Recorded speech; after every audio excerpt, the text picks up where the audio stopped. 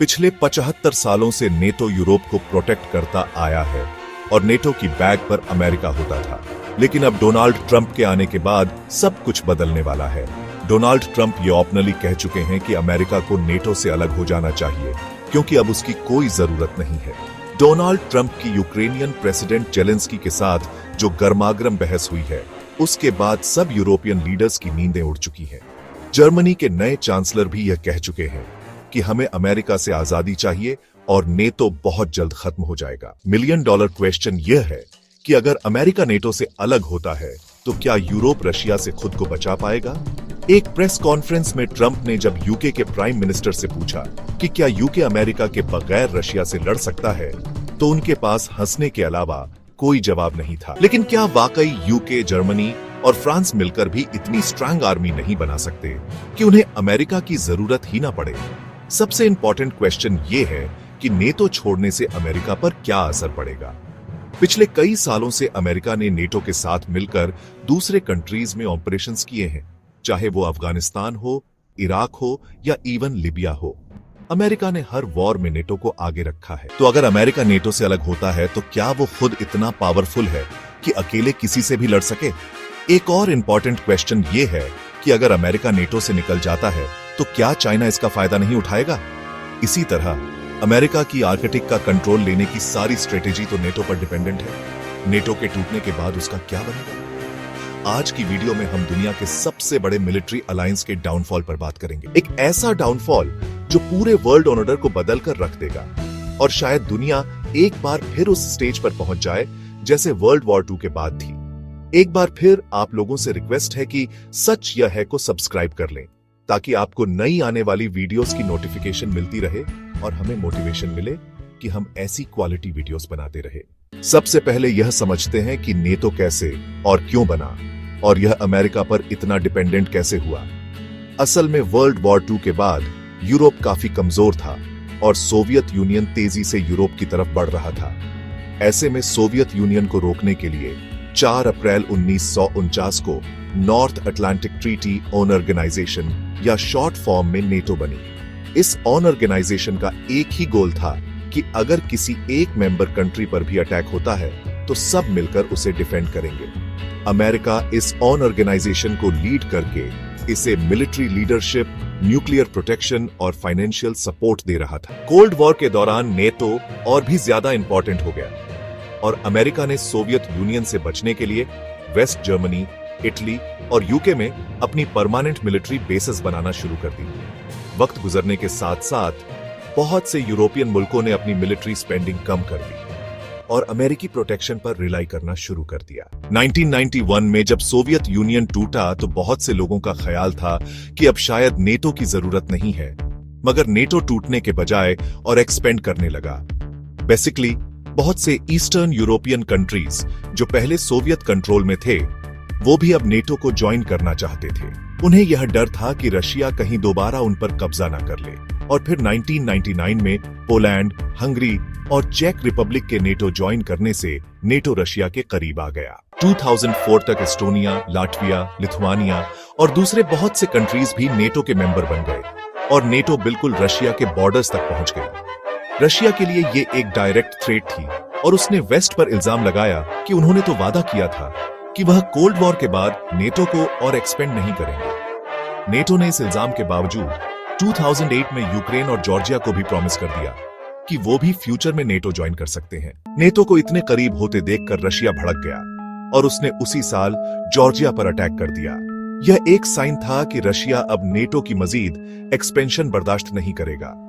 फिर 2014 में रशिया ने क्राइम पर भी कब्जा कर लिया, जिसके जवाब में नेटो ने ईस्टर्न यूरोप में मजीद फौजी और मिसाइल सिस्टम्स डिप्लॉयड कर दिए और इस सब की बैक पर अमेरिका था जो सबसे ज्यादा मिलिट्री फंडिंग और हथियार सप्लाई कर रहा था। फिर बराक ओबामा के दौर में अमेरिका ने कोशिश की कि वो रशिया को प्रोवोक किए बगैर नेटो को एक्सपेंड करे। ओबामा ने ईस्टर्न यूरोप में नेटो की आर्मी तो बढ़ाई, मगर उसने रशिया को भी यकीन दिलाया कि यूक्रेन को नेटो में शामिल नहीं किया जाएगा। लेकिन फिर 2021 में जो बाइडेन के प्रेसिडेंट बनने के बाद अमेरिका की अप्रोच एक बार फिर चेंज हो गई। अमेरिका ने ओपनली यूक्रेन को सपोर्ट करना शुरू कर दिया और बिलियंस ऑफ डॉलर्स की मिलिट्री एड भी भेजना शुरू कर दी। इसी दौरान फिनलैंड और स्वीडन ने भी 2022 में नेटो मेंबरशिप के लिए अप्लाई कर दिया। नेटो को इस तरह बढ़ता देखकर रशिया को बहुत गुस्सा आया और उसने फरवरी 2022 में यूक्रेन पर फुल स्केल अटैक कर दिया। इस वॉर ने नेटो का रोल कंप्लीट चेंज कर दिया। अब नेटो सिर्फ एक डिफेंसिव अलायंस नहीं था, बल्कि वो इस वॉर में यूक्रेन को डायरेक्टली हथियार और पैसा सप्लाई कर रहा था, और ये नेटो की हिस्ट्री का सबसे बड़ा कॉन्फ्लिक्ट बन चुका था। अब नेटो इतना पावरफुल और बड़ा होने के बावजूद अमेरिकन लीडरशिप मिलिट्री फंडिंग और स्ट्रेंथ पर हैविली डिपेंडेंट है। फॉर द कॉन्टेक्स्ट, 2023 में नेटो के टोटल डिफेंस बजट में से 70% शेयर अमेरिका का था, making it the largest financial supporter on off the alliance. बहुत से यूरोपियन कंट्रीज जैसे कि जर्मनी और फ्रांस ने पहले ही कोल्ड वॉर के बाद अपने मिलिट्री बजट्स कम कर दिए थे कि अमेरिका है तो सही उन्हें प्रोटेक्ट करने के लिए। अब अमेरिका सिर्फ फंडिंग ही नहीं करता, बल्कि उसकी यूरोप में ठीक ठाक मिलिट्री प्रेजेंस भी है। 2023 के स्टैट्स के मुताबिक अमेरिका के 1 लाख फौजी नेटो कंट्रीज में मौजूद हैं, और जर्मनी, इटली, पोलैंड और यूके में अमेरिका की परमानेंट बेसेस भी है। इसी तरह अमेरिका नेटो कंट्रीज को स्टेट ऑफ द आर्ट हथियार भी सप्लाई करता है। इनमें एडवांस्ड में मिसाइल डिफेंस सिस्टम शामिल है, जैसे कि पेट्रियट और एजस अशोर, जो कि यूरोपियन कंट्रीज को पोटेंशियल मिसाइल अटैक्स से महफूज रखते हैं।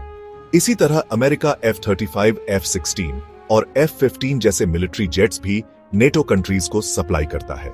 न्यूक्लियर सपोर्ट की बात करें तो कुछ एक्सपर्ट्स के मुताबिक अमेरिका के 100 न्यूक्लियर बॉम्ब्स नेटो कंट्रीज जैसे कि जर्मनी, बेल्जियम, इटली और नीदरलैंड्स में हैं। इसी तरह अमेरिका स्पाई सैटेलाइट्स और ड्रोन के जरिए नेटो आर्मी को दुश्मनों की मूवमेंट ट्रैक करने और उनकी कम्युनिकेशन इंटरसेप्ट करने में हेल्प भी करता है। लेकिन अब डोनाल्ड ट्रंप के प्रेसिडेंट बनने के बाद बहुत बड़ी चेंज आने वाली है, क्योंकि डोनाल्ड ट्रंप बहुत बार नेटो को क्रिटिसाइज कर चुके हैं और उन्होंने यूरोपियन कंट्रीज पर यह इल्जाम लगाया है कि वो अपने हिस्से की कंट्रीब्यूशन नहीं करते। ट्रंप ने अभी रिसेंटली यह कहा है कि अगर नेटो कंट्रीज ने अपनी मिलिट्री स्पेंडिंग नहीं बढ़ाई तो अमेरिका अब उन्हें मजीद डिफेंड नहीं करेगा और शायद वो नेटो भी छोड़ दे। और अगर अमेरिका नेटो से अलग होता है तो नेटो की 70% डिफेंस स्पेंडिंग खत्म हो जाएगी, और इसके साथ साथ नेटो को अमेरिकन न्यूक्लियर बॉम्ब्स और हाईली ट्रेंड फौजियों और हथियारों से भी हाथ धोना पड़ेगा, जिन्होंने कई सालों से उसे प्रोटेक्ट किया हुआ था। तो अगर हम अमेरिका की डिफेंस स्पेंडिंग को निकालकर सिर्फ यूरोप की डिफेंस स्पेंडिंग को देखें तो 2024 में सारे यूरोप की कुल मिलाकर डिफेंस स्पेंडिंग $457 बिलियन थी, जबकि अगर हम रशिया की डिफेंस स्पेंडिंग कैलकुलेट करें after taking into account purchasing power parity, तो रशिया का डिफेंस बजट $461.6 बिलियन बनता है। तो ये पहली दफा है कि रशिया यूरोप से भी ज्यादा अपनी मिलिट्री पर खर्च कर रहा है। और सबसे ज्यादा इंपॉर्टेंट चीज यह है कि रशियन आर्मी एक सिंगल कमांड और लैंग्वेज फॉलो करती है, जबकि यूरोपियन आर्मीज बहुत से कमांडर्स और लैंग्वेजेस में डिवाइडेड हैं। इसी तरह 1 लाख अमेरिकी फौजियों की कमी पूरी करने के लिए यूरोप को अपनी मिलिट्री पावर को बहुत ज्यादा बढ़ाना पड़ेगा। कम से कम 50 के करीब ब्रिगेड्स को ऐड करना पड़ेगा, जिसमें हजारों टैंक्स, आर्मर्ड गाड़ियां और आर्टिलरी शामिल होंगे। अब ऑन पेपर तो यूरोप के पास तकरीबन 145 लाख फौजी हैं, which is a huge number, but actual reality is very different. ये फौजी 28 कंट्रीज में डिवाइडेड हैं, जो अपनी अलग लीडरशिप और कमांड स्ट्रक्चर को फॉलो करते हैं। अब जहां अमेरिकन आर्मी एक सिंगल कमांड के अंडर ऑपरेट करती है, वहीं यूरोपियन आर्मीज अपने अपने मुल्कों के मिलिट्री जनरल्स के अंडर ऑपरेट करती हैं। तो इस आर्मी की कोई यूनिफाइड स्ट्रेटेजी या प्लान नहीं है। हर मुल्क के पास अपने हथियार हैं और अपनी चेन ऑफ कमांड है। इसीलिए अमेरिका के 1 लाख फौजी यूरोप के 14 लाख फौजियों से ज्यादा पावरफुल है, क्योंकि वो सिंगल कमांड और स्ट्रेटेजी फॉलो करते हैं। इस लॉजिस्टिक गैप की एक और एग्जाम्पल ये है कि अगर रशिया बाल्टिक पर अटैक करता है तो नेटो को रशिया को रोकने के लिए 1400 टैंक्स, 2000 गाड़ियां और 700 आर्टिलरी यूनिट्स चाहिए होंगे। और यह नंबर इतना बड़ा है कि फ्रांस, जर्मनी, इटली और यूके मिलकर भी इतनी बड़ी फोर्स नहीं बना सकते। इसी तरह अगर अमेरिका यूरोप में मौजूद अपनी 6 न्यूक्लियर बेसेस खत्म कर दे तो यूरोप वनरेबल हो जाएगा। यही वजह है कि फ्रेंच प्रेसिडेंट मैक्रोन और जर्मनी के नए चांसलर फ्रेडरिक मर्ज मिलकर न्यूक्लियर कैपेबिलिटीज बढ़ाने पर गौर कर रहे हैं। और इसमें एक यह पॉसिबिलिटी भी है कि फ्रांस के न्यूक्लियर बम्स जर्मनी में स्टोर किए जाएंगे। ताकि एक ऐसी यूरोपियन या शील्ड बन जाए जिसे America but nuclear facility build करने में बहुत टाइम लगता है और शॉर्ट टर्म में यूरोप अमेरिका से मिलने वाले सिक्योरिटी को रिप्लेस नहीं कर सकता। अगर टो ने अमेरिका को रिप्लेस करना है तो उसे एक special European army banana, but this would require years of investment, political agreements and structural reforms. अब जरा इस पर बात करते हैं कि नेटो छोड़ने से अमेरिका पर क्या असर पड़ेगा। पिछले 76 सालों से अमेरिका नेटो को एक टूल के तौर पर यूज करता और इसके जरिए अपनी मिलिट्री पावर को पूरी दुनिया में प्रोजेक्ट करता आया है, चाहे वो अफगान वॉर हो, इराक वॉर हो या फिर लिबिया वॉर। नेटो फोर्सेस ने हमेशा अमेरिका का भरपूर साथ दिया है। नेटो ने अपने फौजियों, एयर सपोर्ट और लॉजिस्टिक्स के जरिए इन वॉर्स का बर्डन आपस में शेयर किया है। अगर अमेरिका नेटो छोड़ता है तो फ्यूचर में होने वाली वॉर्स में उसे यूरोप की सपोर्ट भी हासिल नहीं होगी, और यह काफी बड़ी सपोर्ट थी। जैसे अफगान वॉर में यूके, जर्मनी और फ्रांस ने अपने हजारों फौजी और हथियार सप्लाई किए थे। अगर अमेरिका वो जंग अकेले लड़ता तो उसे अपने बहुत ज्यादा फौजी और पैसों की जरूरत पड़ती। लेकिन एक और बहुत बड़ा एडवांटेज मिलिट्री बेसिस और सप्लाई रूट्स का वो नेटवर्क है जो सारे यूरोप और मिडिल ईस्ट तक फैला हुआ है। फिलहाल अमेरिका जर्मनी, इटली, टर्की और यूके में मौजूद नेटो की बेसिस पर रिलाई करता है ताकि वहां अपने फौजी डिप्लॉयड मिशंस लॉन्च करें और वॉर जनस तक हथियार पहुंचा सके। फॉर एग्जाम्पल, जर्मनी में रमस्टाइन एयरबेस अमेरिकी फौज के लिए मिडिल ईस्ट और अफ्रीका में ऑपरेशंस करने के लिए बहुत इंपॉर्टेंट है। इसी तरह टर्की में इंचर लेक एयरबेस सीरिया और इराक में एयर स्ट्राइक्स के लिए बहुत इंपॉर्टेंट रही है। अगर अमेरिका नेटो छोड़ता है तो उसकी इन बेसेस को एक्सेस खत्म हो जाएगी, जिससे फ्यूचर में मिलिट्री ऑपरेशंस करने उसके लिए ज्यादा मुश्किल, महंगा और टाइम टेकिंग होगा। अभी नेटो के जरिए अमेरिका जिस तरह तेजी से अपनी फोर्सेस कहीं भी भेज सकता है, फिर उसे सिर्फ अपनी बेसिस पर रिलाई करना पड़ेगा या फिर हर कंट्री के साथ अलग अलग एग्रीमेंट्स करने पड़ेंगे, जो न सिर्फ ज्यादा टाइम टेकिंग होगा बल्कि उसमें पॉलिटिकल बार्गेनिंग भी चाहिए होगी। देखें, जंगें सिर्फ फौजी ताकत से नहीं जीती जाती बल्कि अच्छी प्लानिंग से, स्ट्रेटेजी, दूसरे मुल्कों का साथ और कोऑर्डिनेटेड एफर्ट से ही कोई बड़ी वॉर जीती जा सकती है। तो नेटो के बगैर अमेरिका पावरफुल तो होगा, मगर ग्लोबल कॉन्फ्लिक्ट्स का सारा बोझ उसे अकेले उठाना होगा। And this is where America's Arctic strategy comes into the picture. अगर डोनाल्ड ट्रंप के दौर में नेटो वीक होता है या खत्म हो जाता है तो अमेरिका के लिए सबसे क्रिटिकल बैटल फ्रंट आर्कटिक होगा। आर्कटिक बहुत तेजी से एक इंपॉर्टेंट एरिया बनता जा रहा है जहां रशिया और चाइना बहुत एग्रेसिवली अपनी प्रेजेंस बढ़ा रहे हैं। दरअसल आर्कटिक में सिर्फ बर्फ नहीं है, यहाँ ऑनियल, गैस और दूसरे बहुत से रेयर अर्थ मिनरल्स हैं। और जैसे जैसे यह बर्फ पिघलेगी, नए ट्रेड रूट्स भी सामने आएंगे। जो भी आर्कटिक को कंट्रोल करेगा वो फ्यूचर के ट्रेड, मिलिट्री स्ट्रेटेजी और रिसोर्सेस को भी कंट्रोल करेगा। फिलहाल तो नेटो की वजह से अमेरिका को आर्कटिक में एक स्ट्रांग अलायंस मिला हुआ है, खास तौर पर कनाडा, नॉर्वे, ग्रीनलैंड और आइसलैंड की शक्ल में। लेकिन अगर नेटो खत्म हो जाता है तो अमेरिका को अपनी पूरी आर्कटिक स्ट्रेटेजी को रिथिंक करना पड़ेगा, क्योंकि फिर उसे इन कंट्रीज की सपोर्ट नहीं होगी। इस वक्त आर्कटिक में सबसे ज्यादा फौजी ताकत रशिया के पास है। उसने आर्कटिक में 50 से ज्यादा मिलिट्री बेसेस बनाई हुई है और दुनिया का सबसे बड़ा बर्फ तोड़ने वाला बेड़ा तैयार किया है, जिसमें 40 से ज्यादा बर्फ तोड़ने वाले समुद्री जहाज शामिल हैं। इसी तरह यहां पर न्यूक्लियर सबमरीन्स और बमिंग जेट्स भी फिरते रहते हैं। यहां पर मौजूद रशिया की नॉर्दर्न फ्लीट, जो कि डिजाइन ही आर्कटिक के लिए की गई है, इसे एक बहुत बड़ा एडवांटेज देती है। इसके मुकाबले में अमेरिका के पास आर्कटिक में बहुत कम रिसोर्सेस हैं। उसके पास सिर्फ 2 आइस ब्रेकर शिप्स हैं और चंद फौजी अड्डे हैं, जो ज्यादातर अलास्का में है। अमेरिका को आर्कटिक में अपनी प्रेजेंस बढ़ाने के लिए नए आइस ब्रेकर्स में बहुत इन्वेस्ट करना पड़ेगा। इसके अलावा अमेरिकन नेवी को भी यहां पर अपनी सबमरीन्स की गश्त बढ़ानी पड़ेगी, ताकि रूस और चीन को आगे बढ़ने से रोका जा सके। अगर नेटो ना रहा तो अमेरिका को आर्कटिक में मौजूद नेटो कंट्रीज जैसे कि कनाडा, नॉर्वे और डेनमार्क के साथ डायरेक्ट सिक्योरिटी एग्रीमेंट्स करने पड़ेंगे। एक सोल्यूशन ये भी है कि एक नया आर्कटिक डिफेंस पैक्ट हो, जो सिर्फ इन आर्कटिक कंट्रीज के बीच होगा। फौजी ताकत के अलावा अमेरिका को आर्कटिक में अपना रिसोर्स एक्सट्रैक्शन इंफ्रास्ट्रक्चर भी डेवलप करना होगा।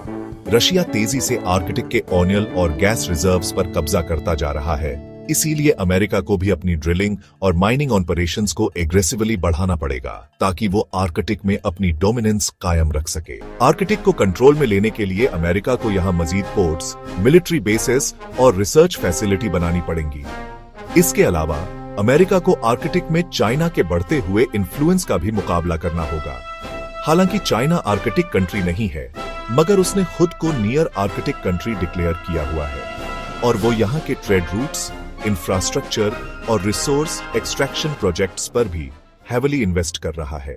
अगर नेटो खत्म हो जाता है तो अमेरिका की सिक्योरिटी कंप्रोमाइज हो जाएगी और इसका नतीजा यह होगा कि एक आर्कटिक कोल्ड वॉर शुरू हो जाएगी, जिसमें अमेरिका, रशिया और चाइना आर्कटिक के पानी, रिसोर्सेस और फौजी इलाकों पर कब्जा करने की दौड़ में लग जाएंगे। और अगर अमेरिका ने जल्दी कदम ना उठाया तो रशिया और चाइना यहां पर अपनी डोमिनेंस कायम रख सकते हैं, जिससे फिर वो यहां के सारे ट्रेड को कंट्रोल कर सकेंगे। सो आने वाले सालों में आर्कटिक ग्लोबल पावर डायनेमिक्स में बहुत इंपॉर्टेंट रोल प्ले करने वाला है। अगर नेटो टूट जाता है तो अमेरिका को आर्कटिक में रशिया और चाइना की बढ़ती हुई मिलिट्री प्रेजेंस का सामना करना पड़ेगा। लेकिन क्या अमेरिका इस चैलेंज के लिए तैयार है? ये एक बहुत इंपॉर्टेंट क्वेश्चन है। इसी तरह अगर नेटो खत्म हो जाता है तो अमेरिका के लिए एक और नुकसान ये होगा कि यूरोप को अपनी सिक्योरिटी के लिए किसी और सुपर पावर को ढूंढना पड़ेगा। And this is where China comes into the picture.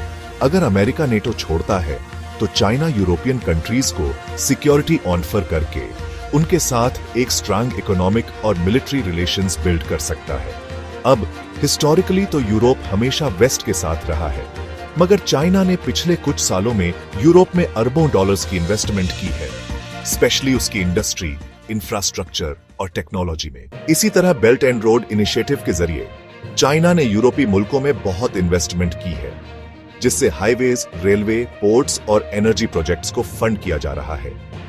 Italy, Greece और हंगरी जैसे मुल्कों में चाइना की सबसे ज्यादा इन्वेस्टमेंट है। यहां तक कि चाइना ने ग्रीस के प्रेयस पोर्ट में भी मेजॉरिटी स्टेक खरीद लिया है और यह पोर्ट यूरोप के बिजय पोर्ट्स में से एक है। इसके अलावा चाइना की जर्मनी की कार इंडस्ट्री और टक स्टार्टअप्स में बढ़ती हुई इन्वेस्टमेंट भी बहुत से एनालिस्ट्स के लिए कंसर्निंग है, क्योंकि उनके ख्याल में इससे यूरोप बीजिंग की इन्वेस्टमेंट पर डिपेंडेंट होता जा रहा है। तो अगर नेटो कमजोर होता है तो चाइना अपनी इकोनॉमिक पावर यूज करके यूरोपीय मुल्कों पर पॉलिटिकल प्रेशर डाल सकता है और उन्हें अपने साथ मजीद कूनप्रेशन के लिए मजबूर भी कर सकता है। इसी तरह चाइना का पहले ही रशिया के साथ स्ट्रैंग अलायंस है और अगर अमेरिका नेटो से पीछे हटता है तो मॉस्को और बीजिंग और भी करीब आ जाएंगे और इसका नतीजा एक नए वर्ल्ड ऑर्डर की सूरत में निकल सकता है, जिसमें चाइना और रशिया यूरोप को कंट्रोल करते हुए मिडिल ईस्ट, अफ्रीका और आर्कटिक में भी अपनी डोमिनेंस बना सकते हैं। तो अगर अमेरिका नेटो से अलग होता है तो वो सिर्फ यूरोप को वल्नरेबल नहीं करेगा, बल्कि वो चीन को भी यह मौका देगा कि वो ग्लोबल सिक्योरिटी को अपने हाथ में ले ले। तो एक चीज बहुत क्लियर है कि अमेरिका के लिए नेटो छोड़ना इतना आसान नहीं है, क्योंकि इसके बहुत सीरियस कंसीक्वेंसेस हो सकते हैं। ट्रंप चाहे जितना मर्जी ये कहे कि नेटो अमेरिका पर एक बर्डन है, हकीकत यह है कि नेटो के बगैर अमेरिका की मिलिट्री पावर और ग्लोबल इन्फ्लुएंस अधूरी है। इसी तरह यूरोप भी शॉर्ट रन में अमेरिका को रिप्लेस नहीं कर सकता। उसकी आर्मी डिवाइडेड है, न्यूक्लियर कैपेबिलिटी लिमिटेड है और उसके पास वो मिलिट्री स्ट्रेंथ नहीं जो अमेरिका के पास है। तो अगर नेटो खत्म होता है तो ये सिर्फ दुनिया के सबसे पावरफुल मिलिट्री अलायंस का डाउनफॉल नहीं होगा, बल्कि ये एक न्यू वर्ल्ड ऑर्डर की शुरुआत भी होगी। और ये नया वर्ल्ड ऑर्डर ट्रंप के आने के बाद पहले ही शुरू हो चुका है। वीडियो को लाइक करना और चैनल को सब्सक्राइब करना मत भूलें। अपना ख्याल रखें। अल्लाह हाफिज।